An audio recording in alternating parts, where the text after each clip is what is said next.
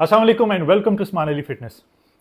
कभी कभी एक छोटी सी लापरवाही हमें एक बड़ी मुश्किल में मुब्तला कर देती है, और ऐसे ही कुछ मेरे साथ हुआ। लापरवाही मेरी थी, गलती मेरी थी, और मुझे उसका ख़मियाज़ा भी भुगतना पड़ा। तो फिर मैंने सोचा कि इसके ऊपर एक वीडियो बनानी चाहिए, ताकि जो गलती मैंने की है आप वो गलती ना करें, आप इस चीज़ का ध्यान रखें, ताकि आप किसी किस्म की परेशानी में मुब्तला ना हों। तो जब हम अपने क्लाइंट्स को एक्सरसाइज प्लान देते हैं, डाइट प्लान देते हैं, तो जब क्लाइंट्स हमसे ये पूछते हैं कि हमें कितना वेट उठाना है, तो हम उनको बताते हैं कि एक टर्म यूज़ की जाती है, always listen to your body. आपका जिस्म, आपके मसल्स, आपका ब्रेन आपको इशारा दे देगा कि ये अब आपकी कैपेसिटी से ज़्यादा हो रहा है, तो यहाँ पे रुक जाओ या वेट को कम कर लो एक्सरसाइज के दौरान। तो हुआ कुछ यूँ कि कोई 3 हफ्ते पहले मैं ट्राइसेप की एक्सरसाइज कर रहा था। ओवरहेड एक्सटेंशन थी डंबल के साथ, आखिरी मेरा सेट था, और जब मैं वो एक्सरसाइज रेप्स अपने कर रहा था तो मुझे एक पॉपअप फील हुआ ट्राइसेप के अंदर, और फिर मुझे पता लग गया कि काम ख़राब हो गया, क्योंकि मेरे से उसके बाद कोई एक रेप भी नहीं लगा। फिर ऑब्वियसली चूँकि हम लोग एक्सरसाइज कर रहे होते हैं, हम लोग काफ़ी अरसे से हैं, जो लोग 3 4 5 साल से जिम जाते हैं वो इस चीज़ को अंडरस्टैंड करते हैं कि पता लग जाता है कि ये मसल की क्या कंडीशन है, लेकिन वो एक आइडिया होता है। तो एक्सरसाइज नहीं हुई, पता चला, कैसे पता चला? फिज़ियोथेरेपिस्ट से रब्ता किया, एमआरआई हुई, एक्सरे हुआ, तो पता चला कि जो ट्राइसेप है मेरा लेफ़्ट, वो रप्चर हुआ है, और जो मेरा फोर आर्म है वो रप्चर हुआ है।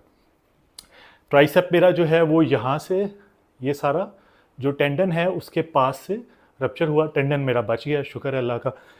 एक इस जगह से रप्चर हुआ, फिर ये फोर आर्म शायद अभी भी आपको निशान नज़र आ रहा होगा, ये भी हल्का सा इसका अभी बाकी है। फोर आर्म यहाँ से हुआ, और चौथा हफ्ता है, ये अभी 4th वीक है कि मैं इस बाजू को थोड़ा सा हिला पा रहा हूँ, वरना इसको मैं हिला पा नहीं पा रहा था, और ये बिल्कुल एक जगह पे रखना भी था ताकि इसकी रिकवरी हो। गलती कहाँ हुई? गलती ये हुई कि आखिरी सेट था मेरा ट्राइसेप का, मेरी उस दिन की एक्सरसाइज का आखिरी सेट था, और मुझे ये था कि अब एक सेट ही रह गया है, तो मैं थोड़ा सा जल्दी कर लूँ इसको, कि एक्सरसाइज ख़त्म हो और मैं जिम से निकलूँ। और उसके लिए मैंने रेपिटेशंस जो थी वो तेज़ी से की। जब मैंने वो तेज़ी से की हैं, जब मेरे मसल को रेस्ट का टाइम नहीं मिला, मैंने ब्रीदिंग का ध्यान नहीं रखा, वेट मैंने ज़्यादा उठाया हुआ था, और मुझे ये था कि मैं बस अपने 15 रेप्स कंप्लीट करूं, और वो मेरा ख्याल है 10th या 11th रेप में ही कोलैप्स कर गया मसल। तो अब चौथा हफ्ता है, बाजू अभी मैं हल्का सा हिला पा रहा हूँ, निशान अभी कुछ ख़त्म हुए हैं, लेकिन अभी पेन मुझे है, वेट मैं अभी नहीं उठा सकता।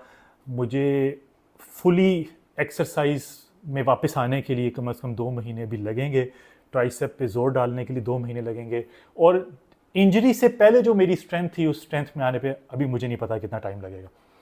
तो सीरियस है मेरे लिए। जो लोग एक्सरसाइज करते हैं, जो लोग इस चीज़ को समझते हैं, उनको पता है, या जो लोग वज़न कम कर रहे हैं या किसी गोल पे हैं, किसी टारगेट पे हैं, उनको पता है कि अगर इसका काम हो जाए तो बाकी सारे काम बीच में रह जाते हैं। जैसे मैं अभी अपर बॉडी कोई एक्सरसाइज नहीं कर पाऊँगा, मैं बहुत हुआ तो पेट की एक्सरसाइज कर लूँगा या लेग्स की कर सकूँगा, अपर बॉडी में अभी नहीं छेड़ सकता। 2 3 माह, आई डोंट नो कब तक, अल्लाह सुब्हानहू व तआला बेहतर जानते हैं, रिकवरी के ऊपर है। तो गलती जो हुई वो यही बतानी थी कि जल्दी नहीं करनी, रेप्स में ध्यान रखना है, ब्रीदिंग का, आपकी मसल में जब आप रेपिटेशंस करें, मैंने बहुत से लोगों को ये देखा हुआ है, वीडियोस भी हम देखते हैं, वो तेज़ी से रेपिटेशंस करते हैं, हमें उस वक्त तक नहीं आइडिया होता, उनके जिस्म बने होते हैं, हम कहते हैं कि यार ये ऐसे ही बनते हैं, लेकिन वो इंडिकेशन होती है कि इंजरी किसी भी वक्त हो सकती है, सीरियस भी हो सकती है। अल्लाह सुब्हानहू व तआला ने बचाया, अगर मेरा टेंडन रप्चर हो जाता तो उसके लिए तो 2 3 साल मैं इस बाजू से कुछ नहीं कर पाता। तो इसलिए बड़े नुकसान से भी बचना है और कोशिश करना है कि छोटे नुकसान से भी बचना है, हम कोई गलती और लापरवाही ना करें। अगर खुदा ना खास्ता, जो इंपॉर्टेंट बात है, अगर खुदा ना खास्ता ऐसी इंजरी हो जाती है, सबसे पहले तो फिजियोथेरेपिस्ट को ज़रूर मिलना है। घर में को बैठ के जिम ट्रेनर से पूछ के, किसी और बंदे से पूछ के कोई टोटका नहीं करना। फिजियोथेरेपिस्ट को मिले, MRI पॉसिबल है, एक्सरेज पॉसिबल हैं, वो करवाएं, आपको पिक्चर क्लियर हो के बेसिकली आपके अंदर चल क्या रहा है। उसके बाद रेस्ट देना है।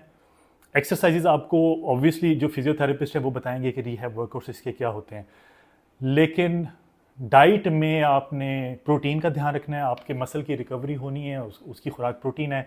प्रोटीन का मतलब प्रोटीन पाउडर नहीं है, खुराक में अंडे, चिकन, बीफ, मटन, फिश, जितने भी प्रोटीन सोर्सेज हैं उनको ज़्यादा लेना है। मैग्नीशियम बहुत इंपॉर्टेंट है मसल रिकवरी के लिए। बी वाइटामिन बहुत इंपॉर्टेंट है मसल रिकवरी के लिए। क्रिएटिन बहुत इंपॉर्टेंट है।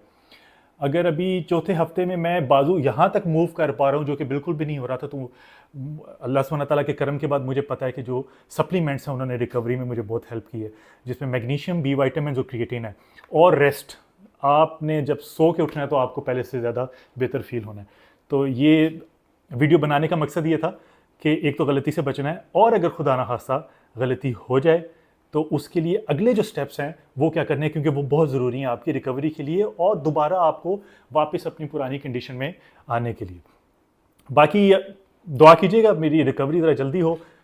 ऑब्वियसली मैं डीमोटिवेट तो नहीं हूँ, जब दोबारा जिम में जाऊँगा फिर एक वीडियो अपलोड करूँगा। इस बाजू को मैं वापस इंशाल्लाह स्ट्रेंथ में लेके आऊँगा और उसकी जर्नी भी आपके साथ ज़रूर शेयर करूँगा। तो उम्मीद है कि इस वीडियो से फ़ायदा होगा, आप एक्सरसाइज करते हुए मज़ीद एहतियात से काम लेंगे। तो वीडियो अगर पसंद आई है इसको लाइक कर दें, शेयर कर दें, कमेंट बॉक्स में अपनी राय का इजहार किया करें, और प्लीज़ मेरे चैनल को भी सब्सक्राइब कर दें। बहुत जल्द एक नई वीडियो के साथ हाज़िर होऊंगा। अपना ख्याल रखिएगा। अल्लाह हाफ़िज़।